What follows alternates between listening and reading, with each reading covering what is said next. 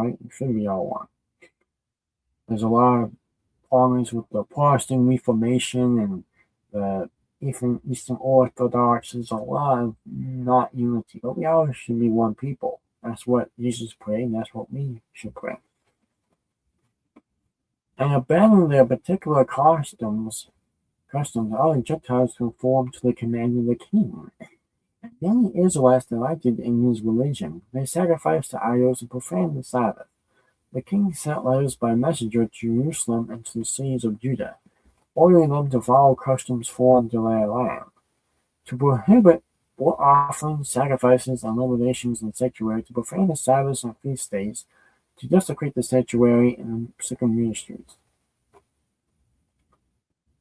to build pagan altars and temples and shrines, to sacrifice swine and unclean animals, to leave their sons uncircumcised, and to defile themselves with every kind of impurity and abomination, so that they might forget the law and change our ordinances. Whoever refused to act according to the command of the king was to be put to death. In other words, as these he wrote as to his whole kingdom, he appointed inspectors over all the people, and he ordered the cities of Judah to offer sacrifices each city in turn. Many people of those who abandoned the law joined them and committed evil in the land, and drove Israel into hiding, wherever places of refuge could be found.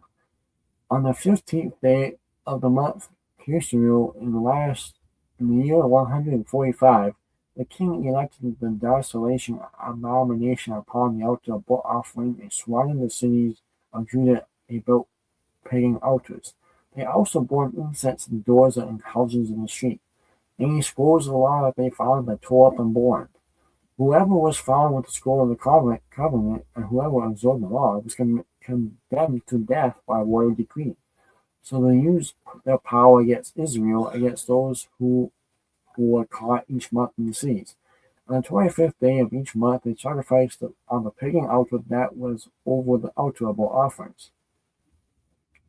In keeping with this decree, they put to death women who had their children circumcised, and they hung their babies from the necks. Their families also, and those who had circumcised them, were killed.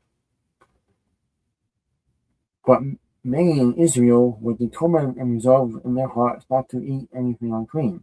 They preferred to die rather than to be defiled with food or profane the Holy Covenant, and they did die.